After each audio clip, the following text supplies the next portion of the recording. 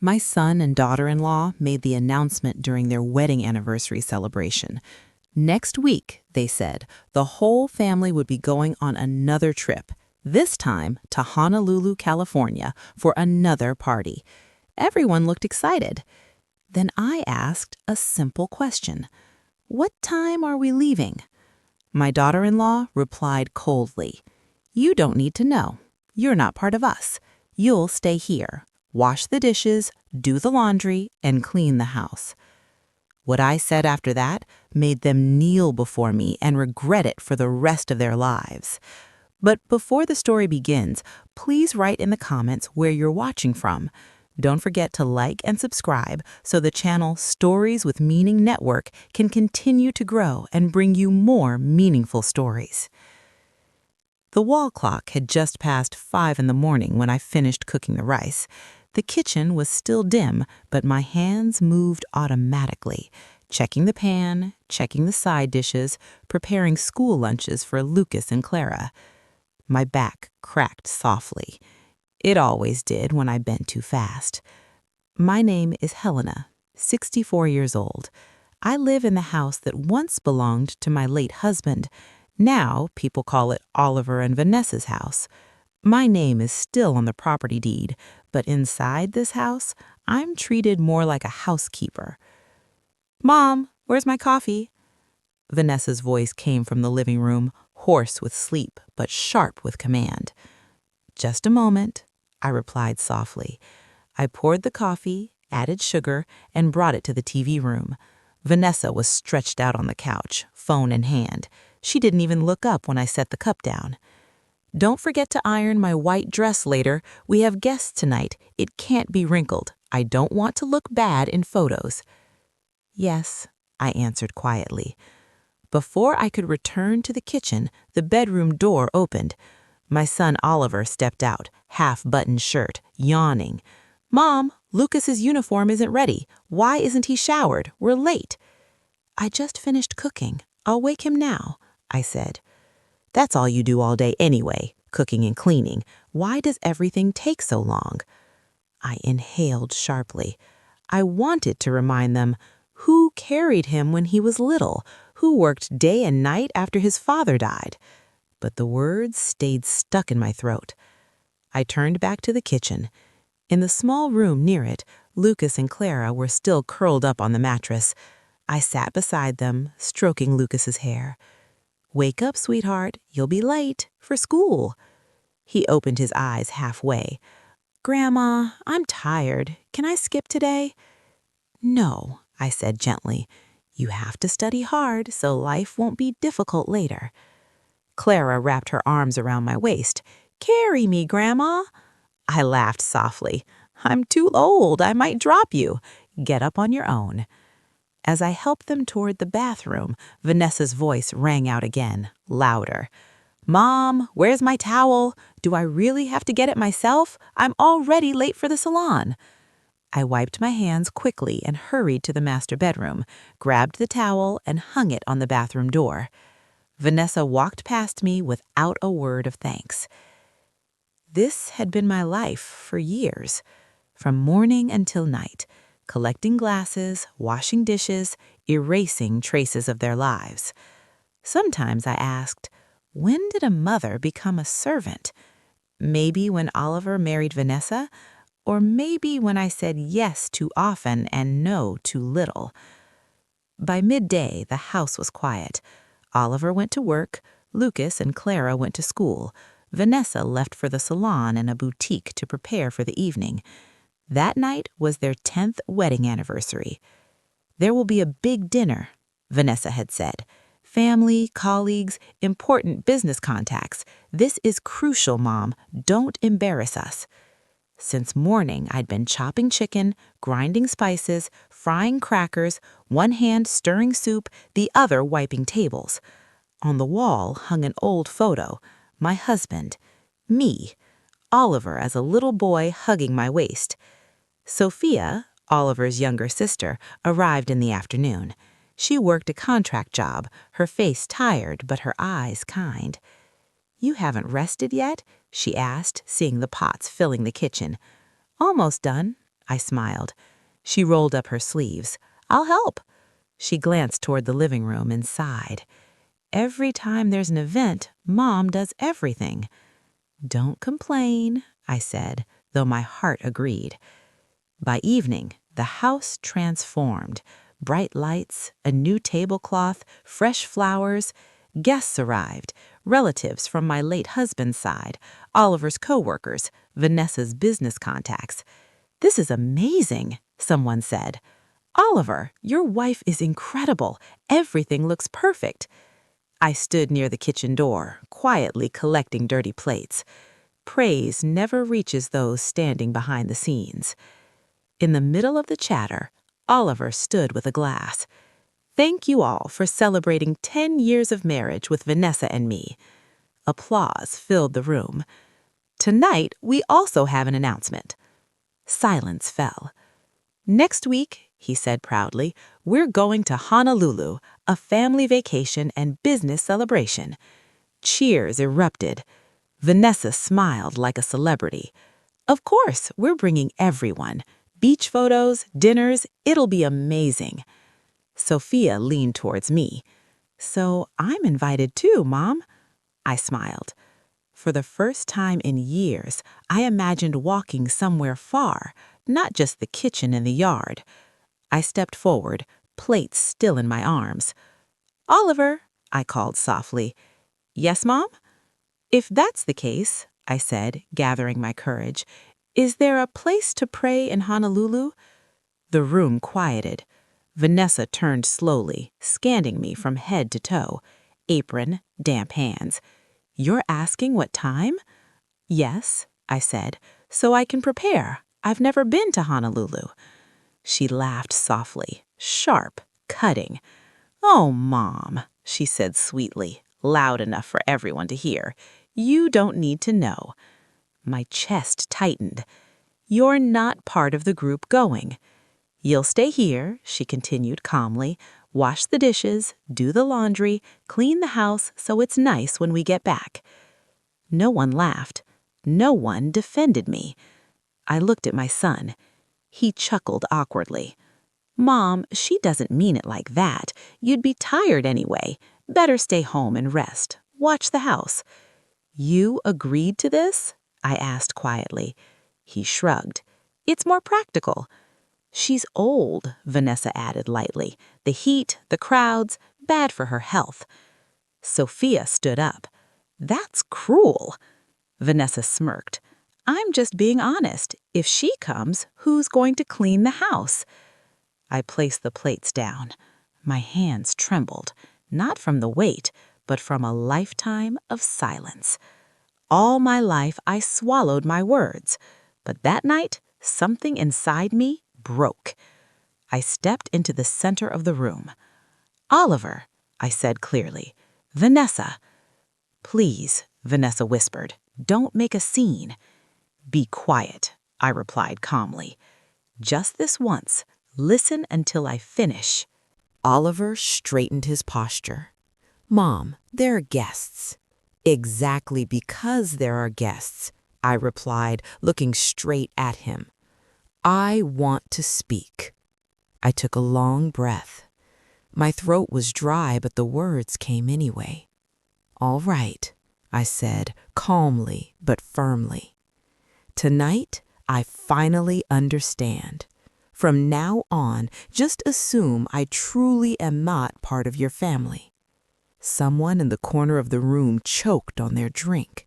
Sophia covered her mouth, eyes wide.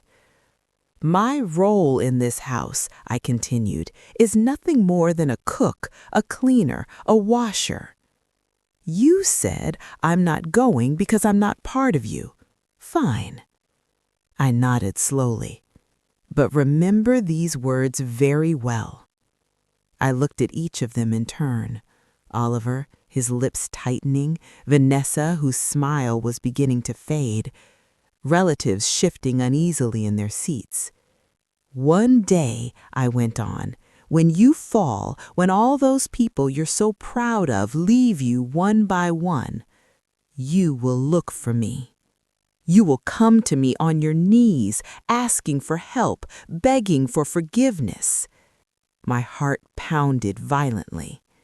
My hands trembled. But when that day comes, I said steadily, I may no longer be willing to help. Sophia let out a short, humorless laugh, as if she couldn't believe the gentle mother she knew could speak so sharply. Some guests lowered their heads, pretending to scroll through their phones, but I knew they heard every word. This is too much, Oliver finally snapped. His voice carried anger mixed with embarrassment. You're humiliating us in front of everyone. Humiliation? I echoed softly. I've been the one humiliated all these years. When people thought I was a maid in my own house, when you shouted at me in front of your children, and I stayed silent. Vanessa exhaled sharply.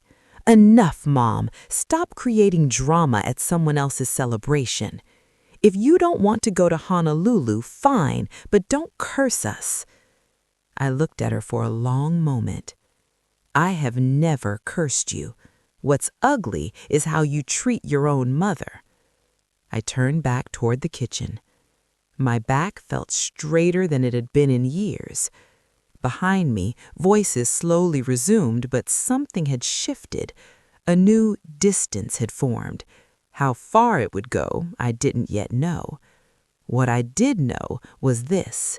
That night, I was no longer silent, and those words would not stay in that room. Guests began to leave one by one. Their smiles were stiff, their goodbyes half-hearted. A few aunts hugged me quickly, whispering, "Stay strong, Helena," before hurrying out, afraid to be dragged into the conflict. When the last door closed, the house fell silent. Only the faint clink of spoons remained. "I'll take care of the dishes," I said. Vanessa kicked her high heels into the corner of the room. Her face was tight. "This is insane. You completely embarrassed us." Oliver stood in the middle of the living room, his tie loosened, his expression harder than during his speech. "Mom," he said flatly, "do you even realize what you said back there?" I stacked the plates on a tray, forcing myself to stay calm. "I only repeated what you told me." Vanessa stepped closer, letting out a short laugh. "That wasn't repeating, it was cursing us in public." I lowered my gaze. "You said I wasn't part of the family. I simply returned your words." "That's outrageous," Oliver shouted. "We've lived together for years. Just because you weren't invited on a vacation, you explode like this? We arranged everything, flights, hotel, events, and you chose to create drama." I looked at him slowly. "This was never about the vacation, Oliver." "Then what is it about?" he snapped, stepping closer. "We gave you a place to live. We feed you. You're staying in this house." I smiled bitterly. Staying? That word echoed in my head. This house had been built with my husband's salary as a driver and with my money from working long nights at a small food stall. The property deed still sat in the cabinet. I knew exactly whose name was on it. But I stayed quiet. Sophia, who had been silent in the corner, suddenly stood up. "Don't say staying, Oliver," she said firmly. "This is Dad's house, too. If Mom hadn't sacrificed everything, you wouldn't be where you are today." Vanessa raised your eyebrow. "Sophia, don't get involved. This is between us and Mom. You only show up when things are fun. You don't know anything." "I know one thing," Sophia replied, staring at her brother. "The way you're talking to Mom is unacceptable." "Enough!" Oliver slammed his hand on the table. The glasses rattled. "Sophia, if you want to stay, stay. If not, go home. Don't provoke things." I raised my hand, signaling Sophia to stop. "It's okay," I said quietly. "Go rest. I'll clean up." Vanessa snorted. As usual, not long after, they went into their bedroom, slamming the door behind them. The house was silent again. I stood alone in the dining room, surrounded by crumbs and spilled drinks. Slowly, I began to clean, washing dishes, sweeping the floor, wiping the table. Movements as natural as breathing. But that night, something was different. As I scrubbed a plate, I saw my reflection in the soapy water. Wrinkled skin, swollen eyes, white hair. I felt like a stranger in my own life. After finishing the kitchen, I went to my room. The small room at the end of the hallway, once a storage space. In the corner stood an old wardrobe. On top, a cloth bag with a few clothes. On the wall hung a black and white photo of my husband and I on our wedding day. I sat on the edge of the bed, took a deep breath, and opened the drawer of the small table. Inside was a worn brown notebook. That notebook held everything I had ever paid for, everything I had built. I began writing again on a new page. Main house, property deed under Helena's name. 3-unit rental property across town under Helena's name. Small savings account at Liberty Trust Bank. Loan guarantee documents for Oliver's business. My hand trembled as I wrote, not from doubt, but because this was the first time I truly saw those numbers and names as mine, not ours. Tears fell onto the paper. Not just sadness, anger, relief, fear. For decades, I had lived only for my child without ever asking, "Who am I?" I closed the notebook and held it to my chest. "Forgive me," I whispered to my husband's photo. I realized it too late. Very early the next morning, before anyone woke up, I showered and dressed neatly. Not in everyday clothes, but in a simple formal dress I had saved for important occasions. I put the notebook into my bag. Sophia woke when I was about to leave. "Mom, where are you going?" she asked, rubbing her eyes. "I have some things to take care of," I replied. "Don't tell anyone yet." She looked at my clothes, worry on her face. "What kind of things? I'll come with you." I hesitated, then nodded. "All right, come, so you'll understand." We took a bus into downtown San Diego. The morning air was still cold. The streets were quiet.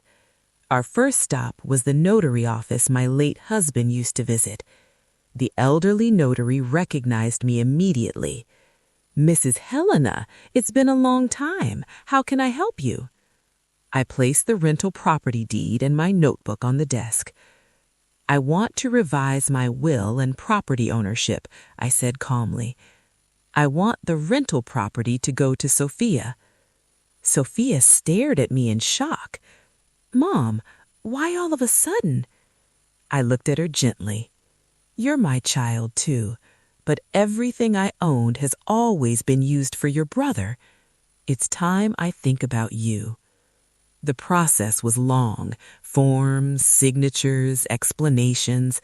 The notary confirmed multiple times that I was certain.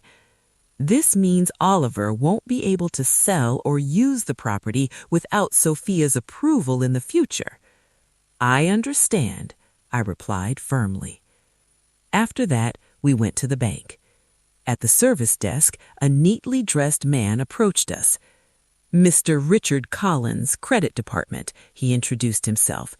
"Mrs. Helena, you are the primary guarantor for your son's business loan. Is there some—" When I told them I was exhausted, they accused me instead, said I had been influenced and provoked. I took a long breath. "What did Mr. Anthony and Mrs. Miller say?" I asked. "They only told Oliver, 'Your mother is human too,'" Sophia replied quietly. "But he didn't listen." She swallowed. Vanessa became even more sarcastic. She said, "Good, now we're finally free. We'll just hire a new housekeeper." Those words cut deep. "But I was already prepared," I said softly. "Let it be. They still don't realize." Over the next few days, news about the house arrived bit by bit, like air leaking through a cracked window. Mrs. Miller stopped by the food stall while buying sugar. "Helena, that house is a mess," she whispered. "The new housekeeper only lasted 2 days. Vanessa was too much. Lucas is late to school. Clara cries on the porch. They keep calling your name." My chest tightened. The image of Lucas standing by the gate calling for his grandmother flashed through my mind. "Why don't you just go back?" Mrs. Miller asked gently. "The kids are pitiful." I stared at the table. "If I go back now," I said slowly, "they'll think I can't live without them, and everything will repeat. I don't want that." She nodded, though doubt still lingered on her face. One afternoon, I had just finished washing dishes at the stall when Sophia's phone kept ringing. It was her work phone, the one she sometimes left at the stall while delivering goods. Oliver's name flashed on the screen. "Just answer it," I said. Sophia shook her head. "I'm scared he'll yell again." So I took the phone and slid the green button. "Hello?" Silence. Then Oliver's voice came through. "Soph, why did you take so long?" He paused. "Mom?" "Yes, it's me." A few seconds passed, only breathing on the other end. "Where are you right now?" he asked. "That's no longer your concern," I replied calmly. "I'm fine. I need to talk." His tone wasn't apologetic. It was the voice of someone who needed something. "Can you come home tomorrow? We need to talk." "What do you want to talk about?" He sighed deeply. "Business. The bank wants to review the loan again. They said you came and withdrew as guarantor." "That's true," I answered. "I'm too old to carry your financial risks." "Mom, this is my business," his voice rose. "If the credit line is cut, projects could stop. Employees could suffer. You'd let that happen?" I gripped the phone tightly. "Let me ask you something," I said quietly. "When you said I wasn't part of your family, did you think about whether that was cruel?" "That was just Vanessa's words," he replied defensively. "I was joking." "Joking in front of guests, in a house built by your father, with a deed in my name and a business standing on my guarantee?" He went silent. Then he spoke softly. "This isn't the time to discuss that. What matters is keeping the business running. I need you to go to the bank, say you'll guarantee again. It's just a formality. In the end, the benefits go to your children, too." I closed my eyes. The motive was clear. Not regret, fear of losing comfort. "No," I said at last. My voice was flat, but inside it felt like cutting my own flesh. "I will no longer lend my name to cover your risks. If you want a business, stand on your own feet." "Don't be selfish," Oliver snapped. "You're a parent. Your duty is to think about your child. I've done that for decades, and what was the result? You trampled me. Maybe now it's time I think about myself." The line went silent for a few seconds, then disconnected. Sophia looked anxiously at me. "What did he say?" "He only remembers me when he needs something, and today I finally said no." That night I couldn't sleep. In the small room behind the stall, I paced back and forth. Guilt crept in, a mother refusing to help her child. But another voice answered me inside. "If you give in now, they'll never learn." A few days later, more news came from Mr. Anthony, an old neighbor who stopped by the stall for coffee. "Oliver's been coming in and out of the house a lot," he said. "Always looks stressed. Business partners are pulling back." "And Vanessa?" I asked. "Still stylish," he sighed, "but exhausted. Another housekeeper quit. Lucas and Clara sometimes come to my place, barefoot, clothes smelling like the kitchen. They say they miss their grandma." My chest felt crushed. "I miss them too," I murmured. Linda sat beside me and gently patted my thigh. "Slowly, Helena," she said. "If you go back now out of pity, they'll never wake up. But if you stay firm a little longer, maybe one day they'll come, not just because they need money." I looked at my hands lined with age. "I don't want them destroyed," I said quietly. "I just want them to understand what it means to respect a parent." "Sometimes," Linda replied softly, "people only understand after hitting something hard." I didn't know how hard that impact would be, but for the first time in my life, I was standing by my no, even though every part of me wanted to run back and hold my child. A week after Oliver's last call, morning at the stall went on as usual. I wrapped rice packages, Linda fried snacks. From the small radio came an advertisement for a Hawaii vacation package. I instinctively looked up. "Today's the day, isn't it?" Linda asked softly. "Seems like it," I replied. They never canceled trips meant for pleasure. Sophia rushed in, still wearing her work bag. "I'm not going to the airport," she said quickly. "Oliver got angry because I defended you. I didn't want to see Vanessa showing off." I nodded. Part of me felt relieved. If Sophia had gone, she might have become the next target. Near noon, I had to go into the city to pick up supplies from the wholesale market. Linda handed me money and a shopping list. "Take the bus," she said. "Cheaper." I nodded. At the bus stop, the air was hot, though a breeze passed now and then. The bus hadn't arrived yet when a black minivan braked near the traffic light. The back window rolled down. For a split second, I saw Lucas and Clara inside. Bright casual clothes, neck pillows in their hands. "Mom, is that Grandma?"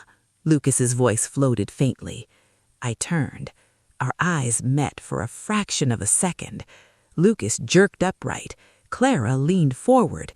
"Grandma!" Clara shouted, waving. I raised my hand, not high, just enough for them to know I saw them.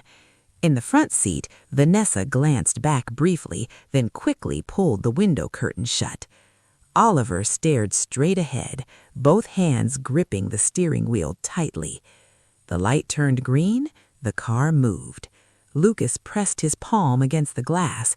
I didn't hear his voice anymore, only saw his lips forming the word, "Grandma." My chest burned.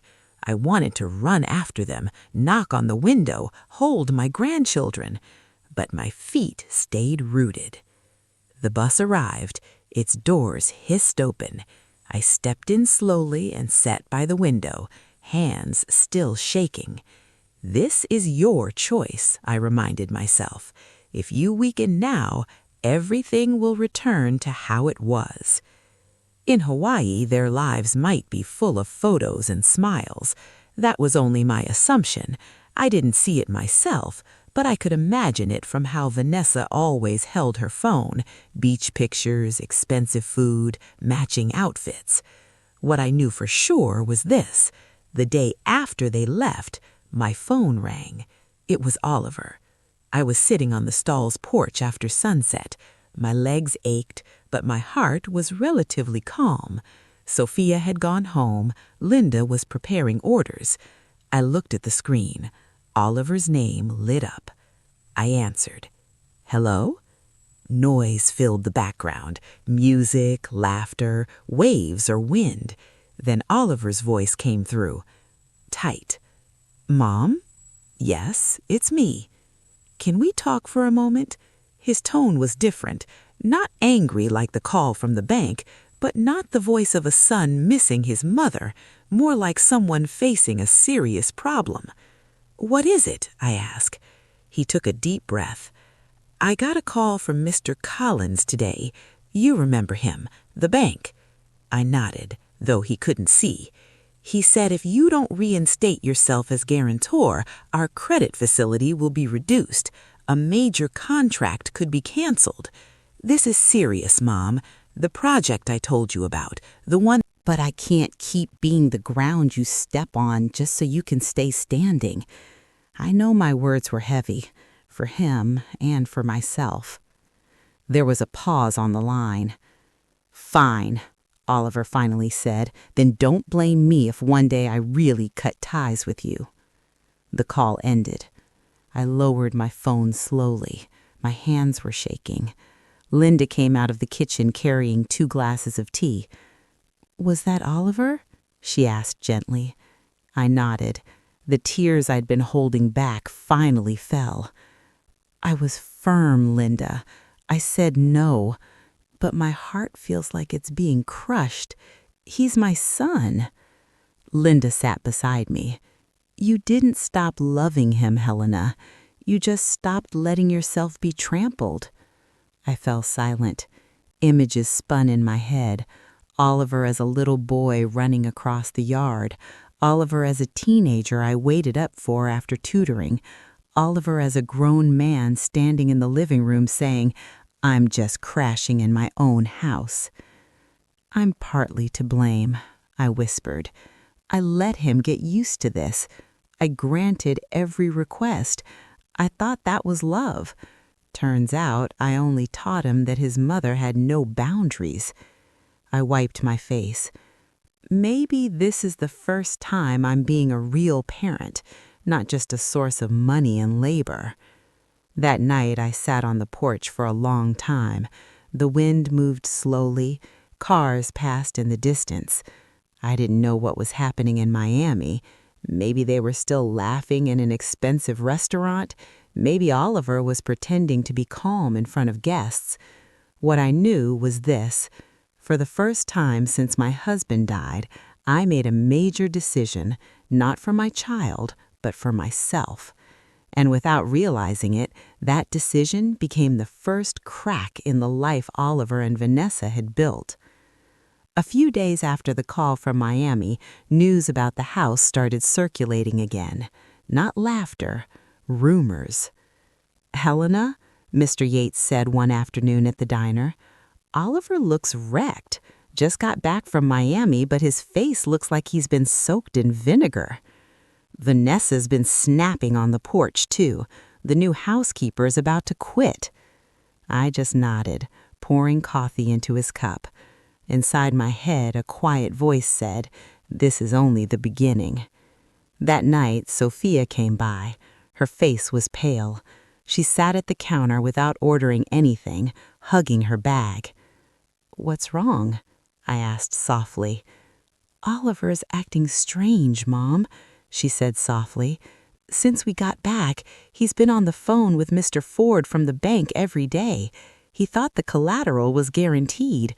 The contract still isn't settled. He's under a stress." "That's the consequences," I said, though my chest tightened. A business built on someone else's back will always shake. She bit her lip. "But there's something worse." She looked around, lowering her voice. "I heard Oliver and Vanessa talking about forging your signature." The world seemed to freeze. "You're sure?" My voice came out hoarse. She nodded quickly. "I stayed over last night. They thought I was asleep. I went to the kitchen for water and heard them at the dining table.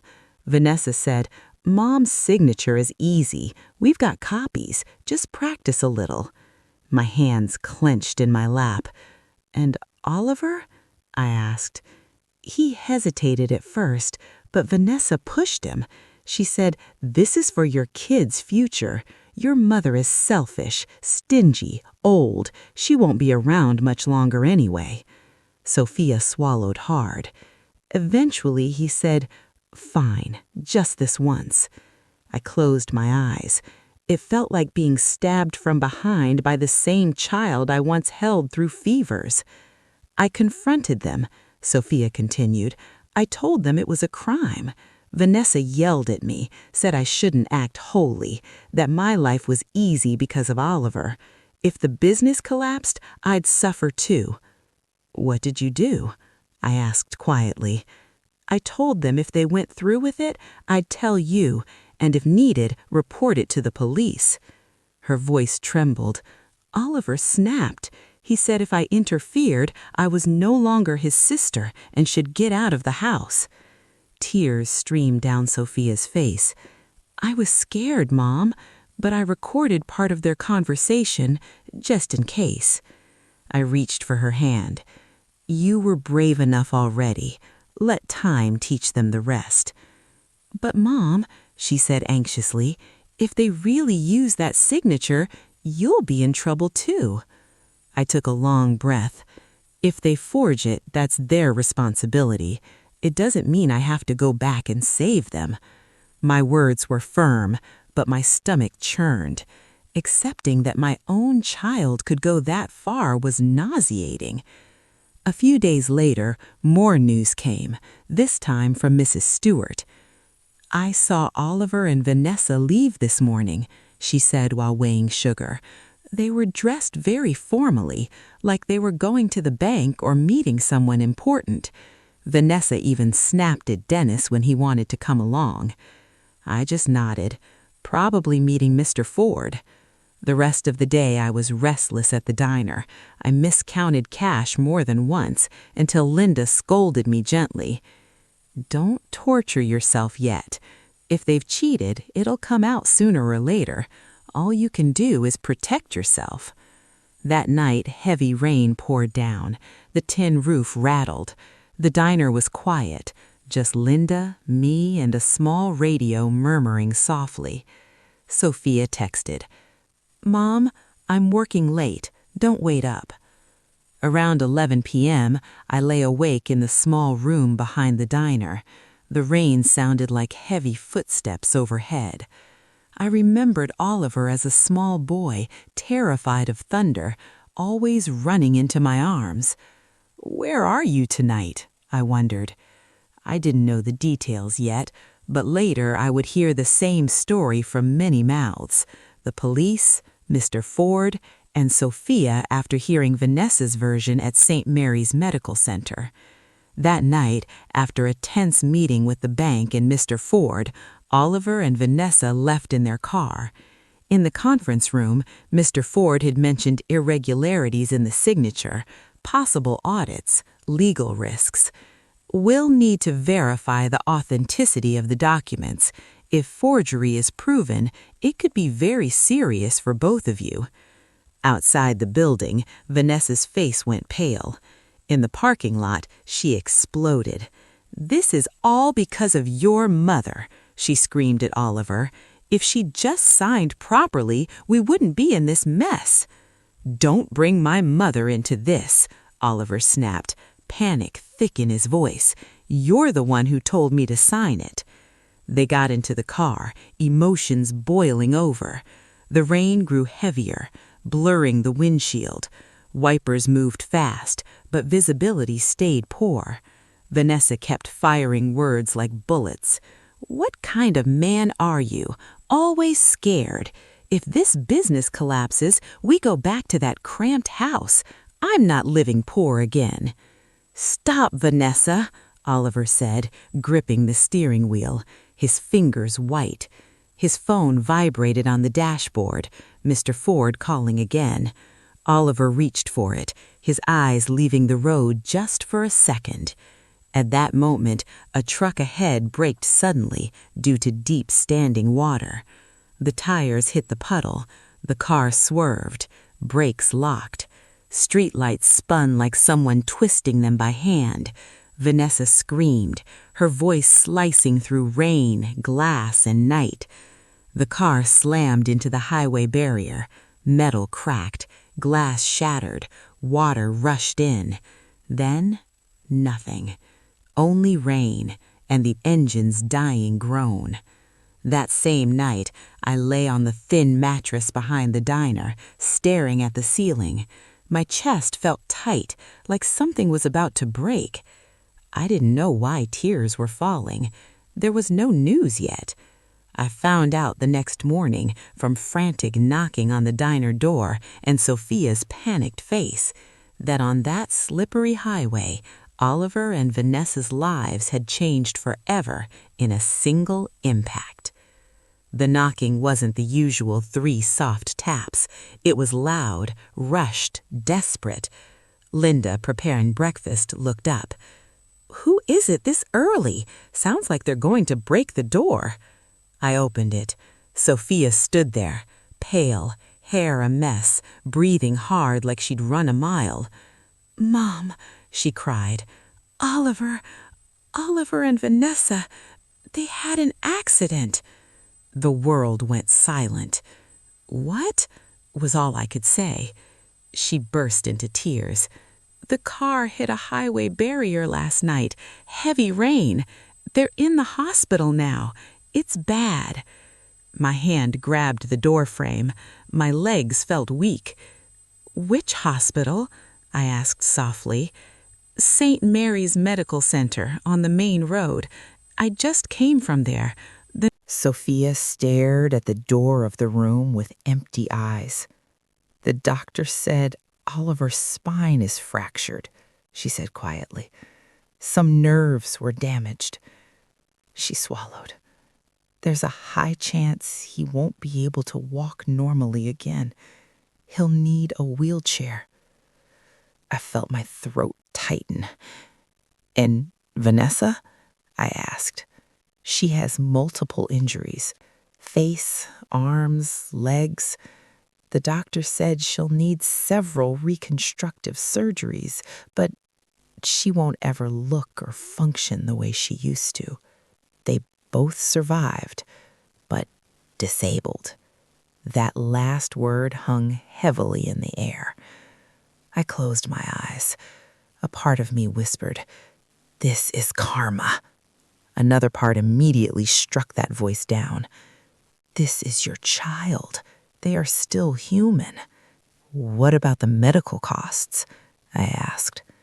Sophia let out a long breath. "They're already piling up. Emergency surgery last night. The insurance card doesn't cover everything. The administration says we'll need payment guarantees soon." I had expected that. Not long after, a middle-aged male doctor stepped out. He looked exhausted, but kind. "Mrs. Helena?" he said, looking at me.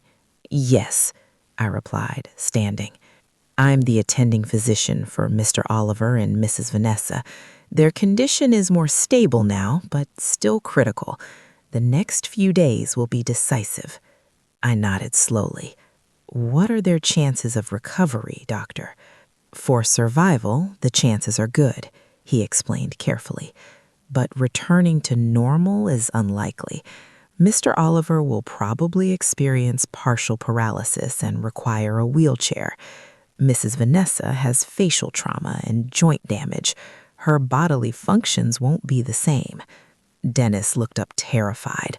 "So my dad can't play soccer anymore?" The doctor met his eyes gently. "Maybe your dad will find a different way to play with you." Then he turned back to me. "One more thing. The treatment costs will be substantial. I have to be honest. This room, the surgeries, the medications, they're expensive. The hospital's finance department is asking the family to prepare a guarantee. We can move them to a more affordable ward once they're out of critical condition." I nodded again. "And if there is no guarantee?" I asked, the question that had been waiting in my head. "We will still provide care," he said, "but there will be limitations, and billing will follow. The current costs are already in the tens of thousands of dollars." After he left, the hallway felt heavy again. Sophia squeezed my hand. "Mom, I'm scared," she whispered. "If they can't work anymore, If the business really collapses, how are they going to live? The question echoed in my head. I stared at the closed ICU door. Behind it, my son and daughter-in-law lay broken and wounded. Outside, my grandchildren clung to me as if they were the only solid thing left in their world. "Mom, do you want to go in and see Oliver?" Sophia asked softly. I took a long breath. "Not yet." She looked shocked. "Why?" "If I go in now," I said quietly, "I'll fall apart. I'll sign anything, sell anything, do anything, and they'll never truly learn respect." Sophia fell silent. Dennis and Kayla looked at me confused, unable to understand adult conversations. "I need time," I continued, "not to punish them, but to make sure that when I walk in there, I'm not coming back as a servant. I'm coming as a mother with dignity." Mrs. Stewart looked at me for a long moment, then nodded slowly. "You're human too, Helena. You have the right to need time." I sat back down, pulling Dennis and Kayla close. Behind the door, machines beeped. IV drips fell steadily. Outside, I sat in silence, my mind overflowing, pity and pain tangled together. That day, I returned to Linda's house with heavy steps. A voice inside accused me. What kind of mother doesn't immediately see her injured child? Another voice answered, a mother who has been wounded for decades and is finally learning to stand. That night, I sat in front of my brown notebook again, staring at asset lists and numbers. One thing was clear. Oliver and Vanessa's lives had changed forever, and sooner or later, they would truly come looking for me, not with angry voices on the phone, but with broken bodies asking for something far greater than money. 2 days after the accident, early in the morning, my phone rang again, an unknown number. I hesitated, then answered. "Hello, Mrs. Helena. This is Michael Ford from the bank. I'm sorry to disturb you. I've heard about Mr. Oliver's accident. My condolences." The name made my stomach tighten. "Thank you. The financial position of Mr. Oliver's business is now unstable. With him unable to operate actively, partners are holding back. The bank can consider restructuring the loan, but collateral still required. At the very least, we need clarity on hospital payment guarantees from the family." "What do you expect from me?" I asked directly. "Legally," he said carefully, "you're still recorded as having been the primary guarantor in the past. We will not force you to repeat that.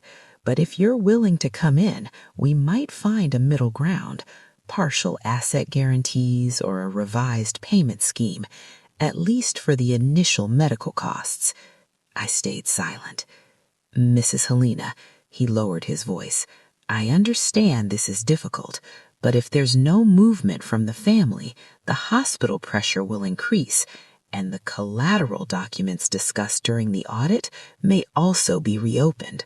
I don't want you dragged into something without knowing." My heart pounded. "What do you mean?" He sighed softly.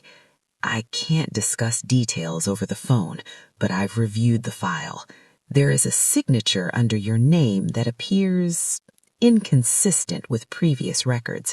If questioned, you have the right to state that you never signed that document." I closed my eyes. So they really had gone that far. "All right," I said at last. "I'll come into the hospital today." The hospital corridor felt longer than before. The smell of disinfectant, nurses' footsteps, the squeak of carts. Sophia walked beside me, holding a folder of test results and documents. "The doctor says Oliver can talk briefly," she said softly. "Vanessa too, but they're both weak. Dennis and Kayla aren't here," she added. "Mrs. Stewart took them home to shower and rest." That was probably for the best. At the door of the special care room, my feet stopped. Sophia looked at me. "Are you ready?" I didn't know how to respond, but my hand knocked softly on the door. "Come in," a nurse said. The room was bright and cold. On the left bed lay Oliver, IV lines in his arm, a neck brace, his legs covered by a thick blanket, pale face, sunken eyes. On the right, Vanessa lay with her arms and legs in casts, her face wrapped in bandages, only her eyes and part of her lips visible. I stood in the doorway for a few seconds. They looked like strangers I used to know. Oliver saw me first. His eyes widened. Tears pooled instantly. "Mom," he whispered, his voice hoarse. I stepped closer. Sophia stayed at the door, letting me move forward alone. "How are you feeling?" I asked softly. Oliver let out a short, bitter laugh at himself. "You can see it, Mom. The strong father you once were proud of, now I can't move from the waist down." Vanessa blinked and turned her head slightly. "Mom," she said weakly. No sharp tone, no mocking smile, just a frightened woman. I stood between the two beds. Silence fell, broken only by the monitor's beeping. Oliver reached out with his free hand. I was wrong. I looked at him for a long time. Old scenes replayed in my head. Him laughing when I was told I wasn't family, saying I was just staying in my own house, shouting at me in front of guests. The new images, his car skidding on wet asphalt, his body crushed by metal. "I used to think you'd always be there," he said, his voice shaking. "No matter what I did, cooking, cleaning, fixing everything, I thought parents never leave." Vanessa cried. Tears slipped from the corners of her uncovered eyes. "I was cruel to you, Mom. I spoke carelessly. I treated you like a maid." Her voice cracked. "Now I can't do anything. I need help just to bathe. I can't even lift my—" "Not only because of the words you said, but because you used my name and my signature for things I didn't even know about." They both fell silent. They understood exactly what I meant.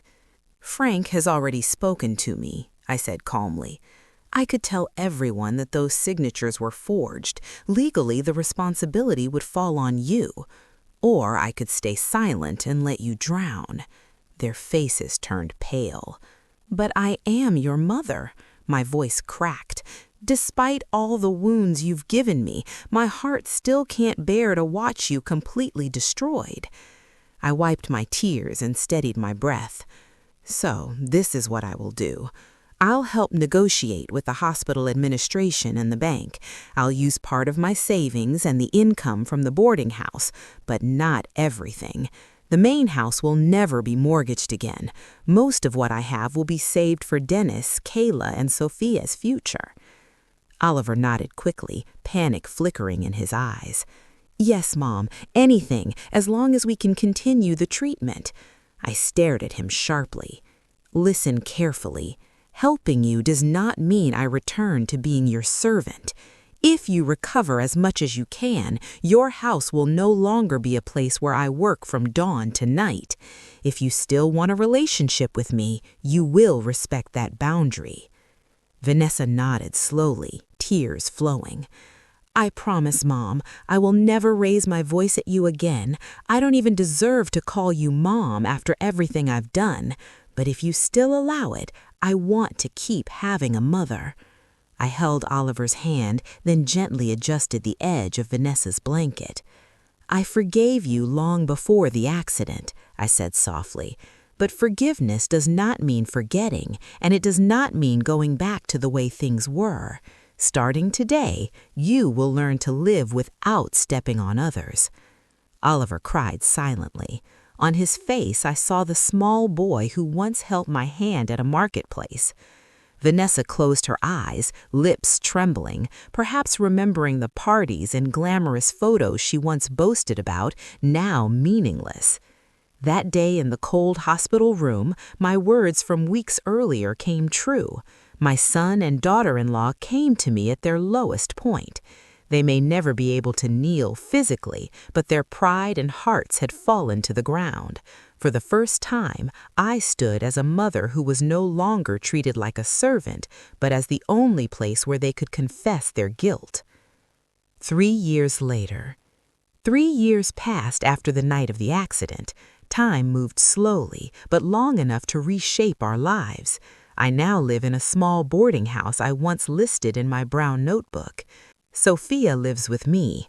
Downstairs are 3 rented rooms occupied by students and workers from out of town. Out front, I help Linda manage a small catering business. We deliver meals to offices, community gatherings, and local events.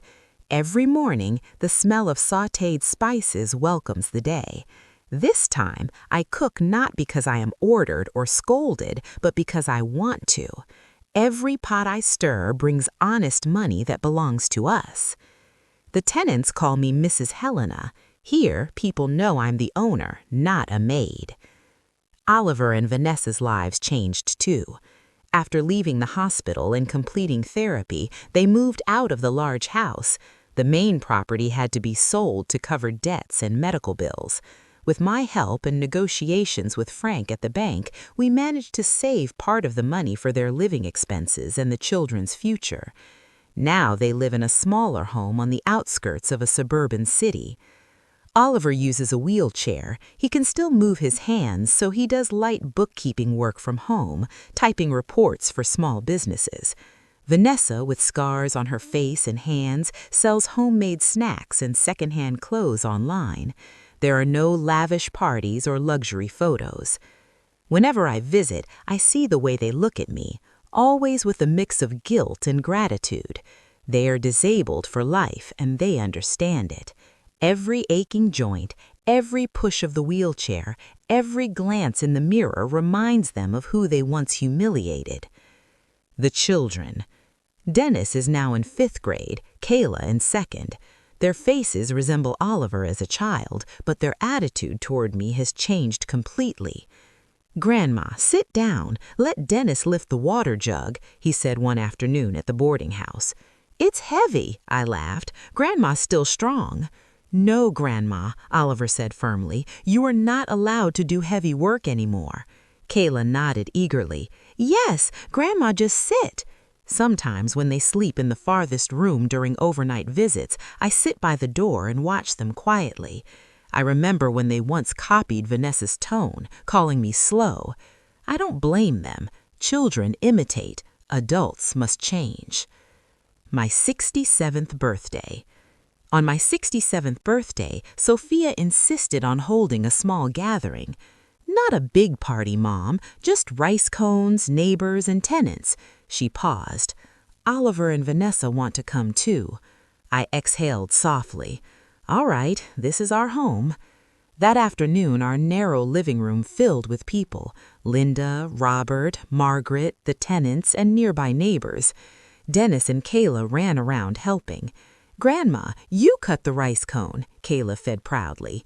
"If not me, who else?" I smiled. There was a knock at the door. Oliver sat in his wheelchair wearing a clean shirt and sweatpants.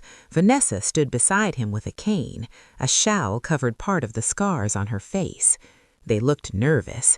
"Come in," Sophia said gently. "Happy birthday, Mom," Oliver whispered. Vanessa handed me a small box wrapped in simple paper. "It's not much. We saved little by little." I accepted. "Thank you. The intention matters." When it was time to cut the rice cone, Linda joked, "Who gets the first slice?" I placed the first portion on a plate and walked towards Oliver and Vanessa. "This is for both of you." They froze. "You can't change the past," I said clearly so everyone could hear. "But today, I want us to stop living only in it." Vanessa wiped her eyes. "We often feel unworthy of your kindness." "You are," I replied honestly, drawing soft laughter. "But God gave you a second chance. Your disabilities are lifelong reminders, not endless punishment. Use them to become better parents, gentler humans." Oliver nodded firmly. I never raise my voice at the kids anymore. I always tell them, without Grandma, we'd have nothing.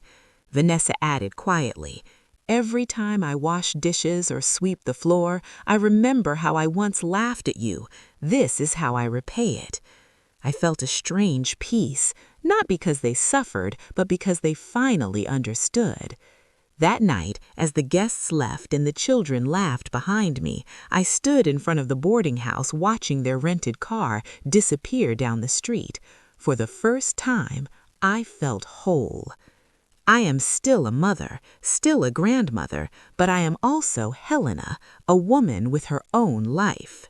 And I know that from that day until the end of my life, if anyone ever says that I am not part of the family, I can simply smile and answer quietly in my heart. Now I choose to belong to a family that truly knows how to respect, including respecting myself.